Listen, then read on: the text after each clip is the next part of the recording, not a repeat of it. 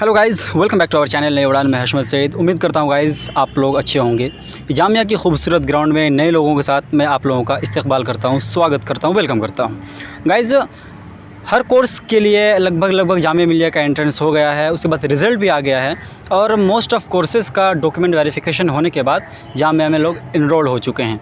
मेरे साथ बैठी हुई है आज आयशा अंसारी, जिन्होंने Jamia Millia Islamia BA honours mass media Hindi के लिए एंट्रेंस दी थी और सिलेक्शन हो गया अल्हम्दुलिल्लाह। उसके बाद सारा प्रोसेस कंप्लीट करने के बाद एज ए जामियन आज मेरे साथ बैठी हुई है।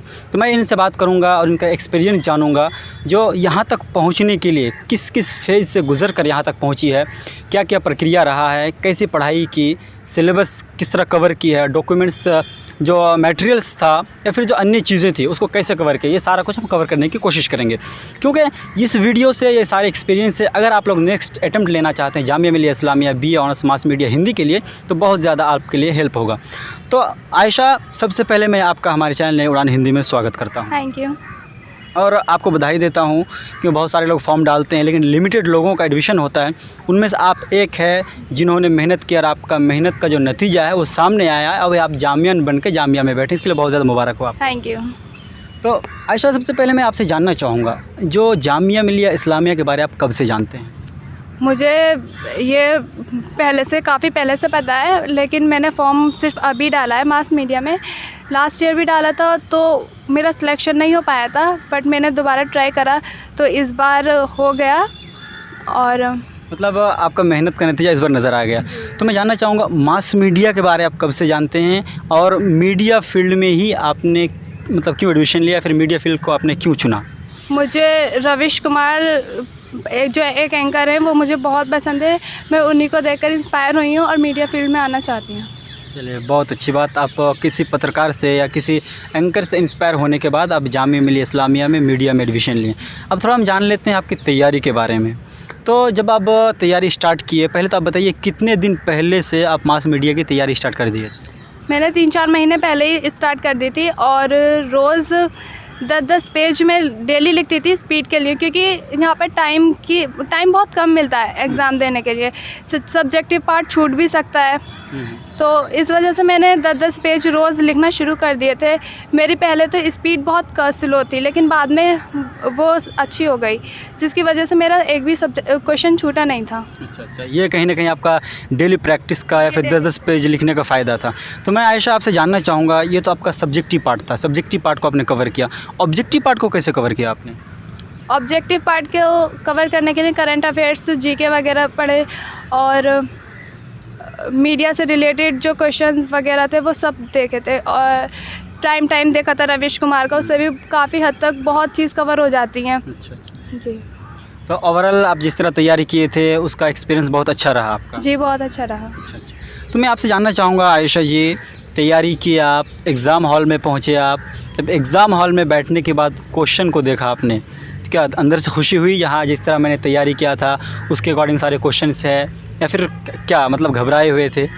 जी, क्वेश्चन पेपर देखते ही जब ऑब्जेक्टिव देखा, पहले ऑब्जेक्टिव दिया गया था तो ऑब्जेक्टिव देखा, उसमें लगभग मुझे 70% आराम से आता था, तो बहुत खुशी हुई। जब सब्जेक्टिव देखा तो वो तो और भी ऐसा लग रहा था बहुत इजी है, और जब पूरा पेपर हो गया तो मतलब रह जाता है बहुत लोगों का, सब्जेक्टिव नहीं कर पाते, टाइम की वजह से छूट जाता है, और जब मेरा पेपर हो गया तो बहुत खुशी हो रही थी, लग रहा था सिलेक्शन हो जाएगा। क्या बात है, ये कॉन्फिडेंस होनी चाहिए। क्योंकि जिस दिन एंट्रेंस हो रहा था मास मीडिया का, उस दिन भी मैं लोगों से बात कर रहा था, लोगों का रिव्यू जान रहा था, पेपर का रिव्यू जान रहा था, तो बहुत सारे लोग उनमें से हमसे ये कहा जो टाइम की वजह से हमारा क्वेश्चन छूट गया। तो आपने जो एक स्मार्ट की को अपनाया था, जो आप डेली जो प्रैक्टिस करते थे, जिसकी वजह से आपका स्पीड बढ़ गया था, तो इसका फ़ायदा आपको एग्ज़ाम हॉल में मिला और आपका क्वेश्चन छूटा नहीं, आपको उसी वक्त यकीन हो गया था। और मैंने पहले 10 मार्क्स वाले करे, अगर बाई चांस एक आध छूट भी जाता है तो 6 मार्क्स वाला छूटना चाहिए। पहले मैंने 10 मार्क्स वाले कर दिए, फिर 6 मार्क्स वाले करे थे, और उसमें इस साल ऑप्शन थे तो मैंने पहले ही सोच लिया था कि मुझे ये वाले छोड़ने हैं और ये वाले करने हैं। अच्छा, मतलब विकल्प का आपने भरपूर फ़ायदा उठाया इस बार? हाँ, बहुत फ़ायदा उठाया। अच्छा, मतलब पिछले साल का आपने कई साल का पेपर देखा था और कैसे पेपर को सॉल्व किया आपने? मैंने 2-3 साल के लास्ट ईयर के पेपर 2017 से लेके 20 तक देखे थे, उन्हें सॉल्व करे थे। और भी जैसे नेट पर मिल जाते हैं और जो करंट में इशू चलते हैं उस पर भी लिखने की काफ़ी प्रैक्टिस करी थी। जैसे इस साल तो ऐसा लग रहा था कि सिलेबस बहुत बढ़ गया मास मीडिया के लिए, कोरोना भी आ गया था, कोरोना से रिलेटेड भी बहुत सारा पढ़ा और जम्मू कश्मीर 370 भी पढ़ा और CA NRC वगैरह सब के बारे में जैसे पढ़ा था वो काफ़ी टॉपिक हो गए थे फिर भी लिखने के लिए। मतलब आपने 3-4 महीने में लगभग बहुत सारे टॉपिक्स कवर किया और उसका फ़ायदा भी हुआ, है ना? जी, बहुत फ़ायदा। गाइस, मैं आपको यहाँ पे एक चीज़ इंडिकेट करवाना चाहूँगा। आप ये मत सोचिए या फिर लिमिटेड जो प्रीवियस ईयर में जो सब्जेक्ट क्वेश्चन आया सिर्फ उतने की ही तैयारी, ऐसा मत कीजिए आप। जितना ज़्यादा टॉपिक कवर करेंगे उतना ज़्यादा आपके लिए फ़ायदा होता है। और प्रैक्टिस, जैसे आयशा बता रही थी, लिखने का प्रैक्टिस आप ज़्यादा से ज़्यादा कीजिए खुद से। आप कोई भी टॉपिक उठाइए, रैंडम टॉपिक उठाइए, उसके ऊपर 2-3 पेज लिख जाइए। इसमें होगा क्या, एग्ज़ाम हॉल में अगर आप मान लीजिए आपका क्वेश्चन आ गया लेकिन प्रॉपर आंसर नहीं पता है लेकिन टॉपिक के बारे में कुछ पता है तो आप एटलीस्ट कुछ तो लिख सकते हैं, अपने अंदाज़ में सेंटेंस को फ्रेम कर सकते हैं। तो आयशा, आपका बहुत बहुत शुक्रिया अपने सारे अनुभव और एक्सपीरियंस हमारे साथ शेयर करने के लिए। इस साल वैसे क्वेश्चन चेंज भी हो गए थे, जैसे एक आ गया था उससे रिलेटेड आप इतिहास के किस व्यक्ति से प्रभावित हुए हैं, इस टाइप के।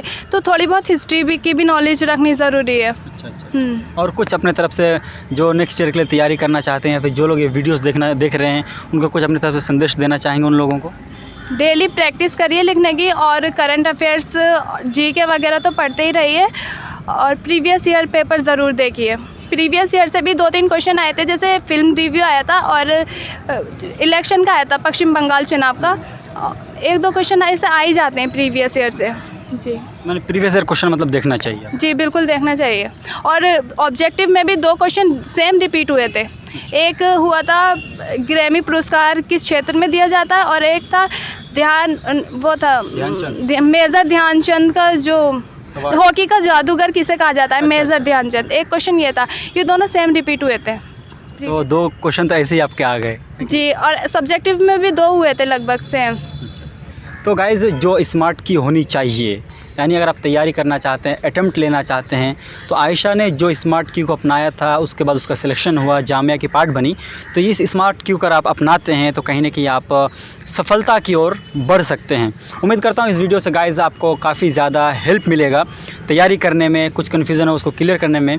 बाकी आप हमारे चैनल को सब्सक्राइब ज़रूर करें, साथ में बेल आइकन को भी ऑन कीजिए ताकि जामिया, अलीगढ़ मुस्लिम यूनिवर्सिटी, JNU, DU, BHU, सारी यूनिवर्सिटीज़ की जो भी इंस्टेंट इन्फॉर्मेशन है मैं आप तक पहुंचा सकूं और आप इंस्टेंट उससे अपडेट हो सके। साथ में वीडियो को शेयर ज़रूर करें ताकि आपके साथ साथ अन्य लोगों को भी फ़ायदा। और गाइज़, बाकी और भी कोई जानकारी चाहिए तो उसका पूरा हम डिस्क्रिप्शन आपको दे देंगे, किस तरह आपको तैयारी करना है, क्या क्या मटेरियल्स होना चाहिए। डिस्क्रिप्शन में आपका नंबर भी होगा, नंबर से आप कॉन्टैक्ट करके सारी जानकारी हमसे ले सकते हैं। Thank you so much.